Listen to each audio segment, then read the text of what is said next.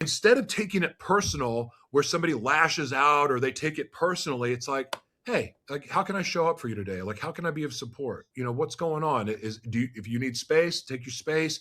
But when you remove those expectations and allow people to breathe, love and oxygen just gets in the mix, and it just grows and develops, and all of a sudden this beautiful healing relationship begins. And all of a sudden, instead of being down and depressed, you're uplifted and inspired. And all of a sudden now your confidence level to seize the day, to seize your purpose, even if it has nothing to do with that person, but Yep. because you have that kind of relationship and love in your life, you feel so empowered from that, and you feel like you could take on the world. That's what love is. That's what friendships are. That's what a bond is. And you can share that with any gender Yeah, absolutely. without having to have sex in it. In fact, if anything, it almost feels like sex would dirty it up A because it hundred feels so percent. pure. Because sometimes it could be so pure and so beautiful that you don't want to do that. You really, truly shouldn't do that. And one thing I want to say is that I think that when you're in a good place in life, you start to attract more of these wonderful, beautiful friendships.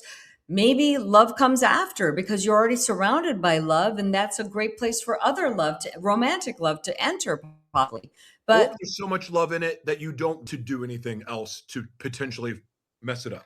yeah, I'm not saying within those relationships. I'm just saying like there's a beautiful environment or a cultivated field for romantic love to enter, not within that space, but just Right. from somewhere else, because Oh, there's sure, already sure. something cultivated, which is a nice way to think about it. But I agree. I think really it's all about discernment. It can be complicated for those of you out there who think that you should only be friends with women or just be friends with men based on whatever your sex is. I think the reality is that male female friendships have the ability to be more complicated.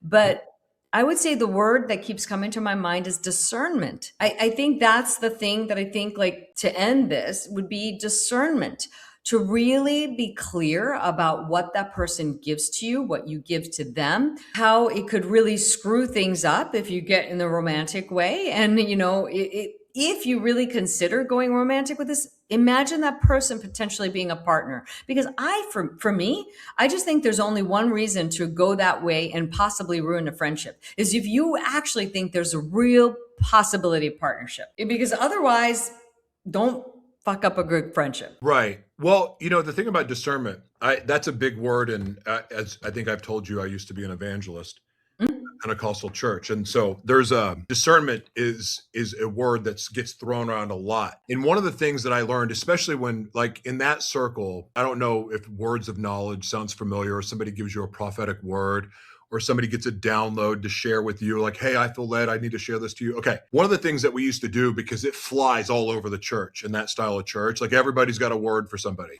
Like I could walk into a Pentecostal church tomorrow and I can guarantee you that the pastor will look at me and go, come up here, brother. I've got a word from you. Like, Oh or God. there'll be someone in the church that's going to go like lay hands on me and want to give me a word. And a lot of times the people that give these words are very convincing. And it's like, Mm. oh, so I'm going to sell my house and move to Alaska now. Okay. I'm going to do that. Like, I mean, they can be convincing. Like they'll convince people that they can grow legs and do all kinds of stuff. All right.